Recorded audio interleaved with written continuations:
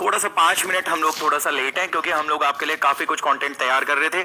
Main focus हमारा जो है वो पेपर के ऊपर है और आप सभी लोगों का पेपर क्लियर हो ये आपका भी टारगेट है और हमारा भी टारगेट है। तो हम आपको जो है वो काफी सारे आज क्वेश्चंस करवाने वाले हैं और जल्दी से ज्वाइन हो जाइए फटाफट से।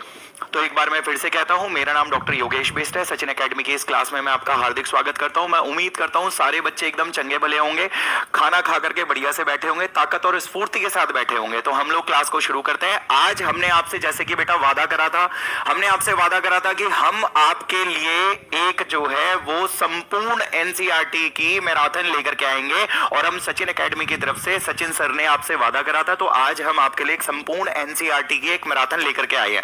इससे पहले भी हमारी महामैराथन हुई थी जिसके अंदर मैंने आपको बायोलॉजी के 150 क्वेश्चन कराए थे, उसके अंदर फिजिक्स केमिस्ट्री के भी क्वेश्चन हुए थे। आप एक बार वीडियो को वहां से भी देख लेंगे क्योंकि जितना ज्यादा आप क्वेश्चन करेंगे आपको भी पता है उतना ज्यादा आपकी प्रैक्टिस होगी और वही क्वेश्चन आपको 8 तारीख को संबंधित मिलेंगे ही मिलेंगे क्योंकि हमने सिलेबस को पूरा का पूरा कवर करा हुआ है। आज आपकी साइंस और मैथ की क्लास होगी बेटा। सीटेट के अंदर आपकी जो है पेपर 2 के लिए साइंस और मैथ की क्लास होगी, तो हम पूरी क्लास में टिके हुए रहेंगे और आगे बात को मैं लेकर के चल रहा हूं। तो सुनना, इससे पहले आप एक काम करना, क्लास के बाद आप जो है पिछली वीडियो को भी देख लेना अगर जिसने नहीं देखी हो, क्योंकि उसमें भी मैंने कई सारे क्वेश्चन कराए थे यार, वहां से भी आपके कॉन्सेप्ट क्लियर हो जाएंगे।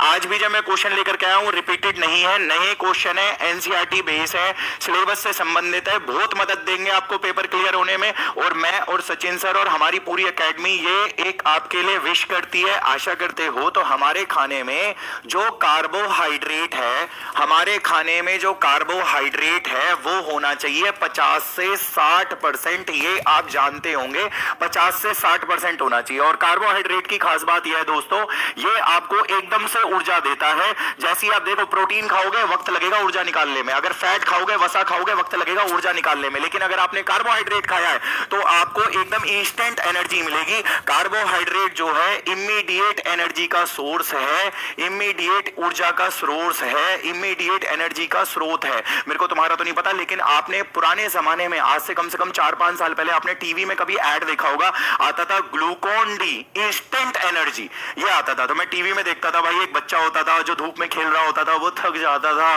और उसके सर में से ग्लूकोन डी करके उसको एक ऐड आता था भाई, और बोलता था ग्लूकोन डी इंस्टेंट एनर्जी। आप जानते हो ग्लूकोज कार्बोहाइड्रेट होता है और कार्बोहाइड्रेट जो है इंस्टेंट एनर्जी का सोर्स होता है। 50 से 60% आपको अपने खाने में इसको रखना चाहिए भाई, कार्बोहाइड्रेट को।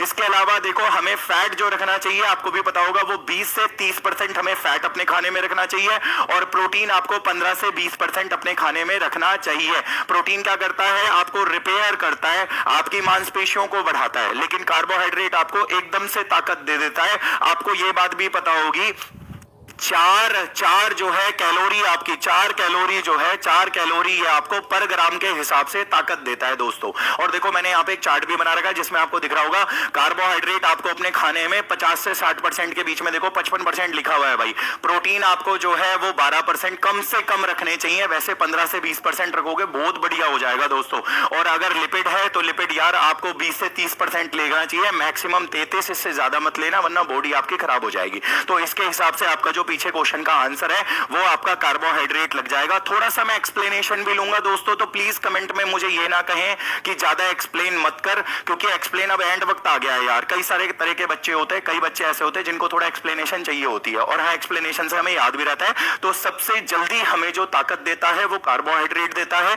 आप ग्लूकोन डी लीजिए, इंस्टेंट एनर्जी पाइए। ये आपने देखा होगा ग्लूकोज जो है वो कार्बोहाइड्रेट होता है। टीवी के ऐड से याद रखना, टीवी में ऐड आता था ग्लूकोन डी इंस्टेंट एनर्जी, ये, और ग्लूकोज क्या होता है, कार्बोहाइड्रेट होता है दोस्तों। तो ये हमारे पहले सवाल का जवाब हो गया है। अच्छा सर आए हैं एकेडमी, एक बार सर से मिलिए, आप लोग बहुत ज्यादा खुश हो जाएंगे सर को देख करके और सर के आशीर्वाद से आपका पेपर भी बहुत अच्छे से निकल जाएगा। एक बार सर से कोऑर्डिनेट करिए आप लोग। हेलो फ्रेंड्स, कैसे हो भाई आप सब लोग। देखिए सर ने एक बात कही कि मेरी वजह से पेपर निकल जाएगा, तो साइंस तो सर ये आपको पास करवाएंगे भाई, ठीक है। और आप लोगों ने देख लिया कि साइंस की टीम कैसा आपको यहाँ पर पढ़ा रही है, पूरी जी जान से आपके लिए यहाँ पर लगी हुई है। और अगर साइंस आपका सब्जेक्ट निकलेगा तो साइंस वाले दोनों हमारे जो टीचर है उनकी मदद से आपको ये पूरा पेपर आपको देखने को मिलेगा, ठीक है। तो ऐसे ही पढ़ते रहिए। सर क्या करा रहे थे आज, हमारे आहार में ऊर्जा का मुख्य स्रोत, ठीक है, कार्बोहाइड्रेट्स की यहाँ पर बात हो रही है अभी मैं नाश्ता भी करके आया, तो कार्ब्स लोड करके मैं भी आया हूँ यहाँ पर थोड़े से। Good afternoon. और कैसी चल रही है क्लास, और सर कैसे पढ़ा रहे हैं, वो भी सर को कमेंट के माध्यम से मोटिवेट आप लोग यहाँ पर करते रहिए। सीटेट के एग्जाम की तैयारी आपके लास्ट तक हम लोग आपको कराएंगे, और साइंस बिल्कुल नहीं छोड़ेंगे। साइंस के साथ में आज आपका मैथ्स पेपर 2 की मैराथन रह गई थी ना, वो भी इस क्लास के अंदर मैथ्स वाले सर आज आपको यहाँ पर करवा देंगे, तो मैथ्स पेपर 2 भी हो जाएगी। तो आज आपके लिए कंप्लीट पैकेज यहाँ पर रहने वाला है, ठीक है। चलिए भाई, आइए सर।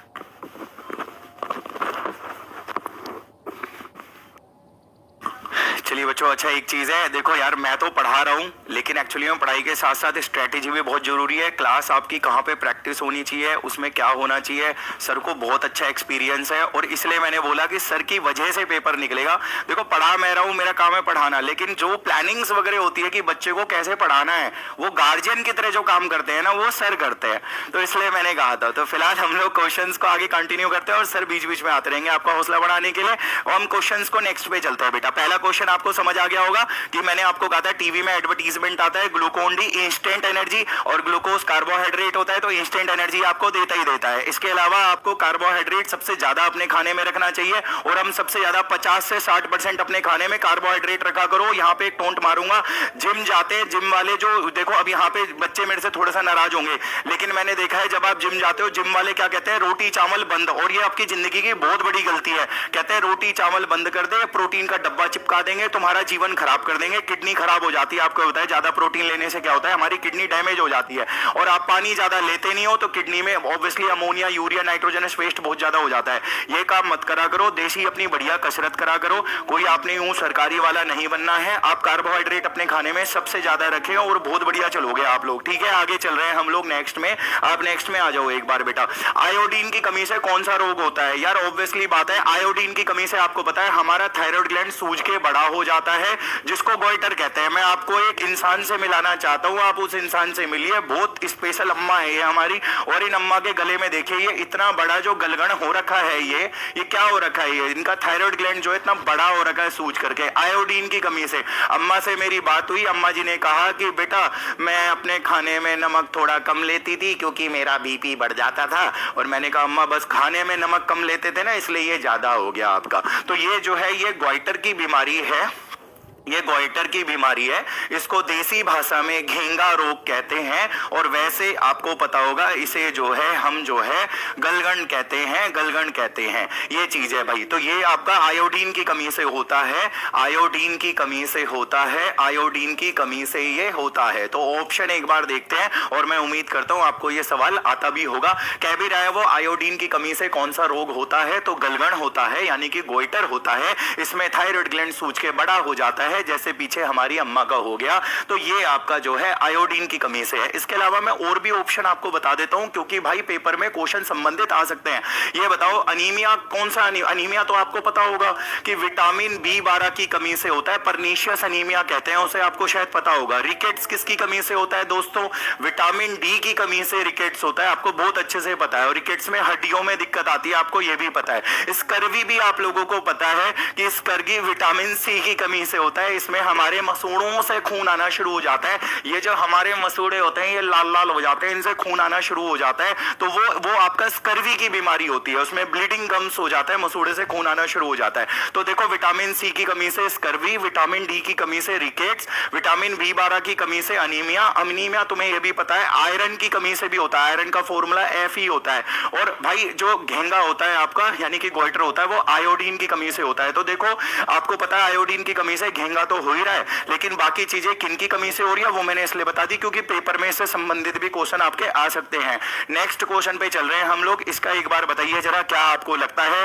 भाई क्वेश्चन बहुत प्यारा है, देखो क्या लिखा हुआ है। एक छठी क्लास का बच्चा है और आप छठी क्लास का, बेचारा कितना छोटा सा बच्चा होगा ना छठी क्लास का यार, उसको ज्यादा कुछ ज्ञान भी नहीं होगा क्योंकि छठी के बच्चे ना दिमाग अपना बाकी चीजों में बहुत तेज लगाते हैं, पढ़ाई में वो थोड़ा सा उनको मौत आ जाती है। लेकिन देखो यार छठी क्लास का 6th क्लास का बच्चा है, उसको संतुलित आहार के बारे में आपको बताना है, तो आप उसको किस तरीके से संतुलित आहार उसको समझाएंगे। अगर किताबी ज्ञान ज्यादा देंगे वो बोर हो जाएगा क्योंकि छोटे बच्चों को आपको पता है थोड़ा इंटरेस्ट लेके समझाना होता है। तो अगर आप चाहते हो छठी के बच्चों को संतुलित आहार के बारे में समझाना।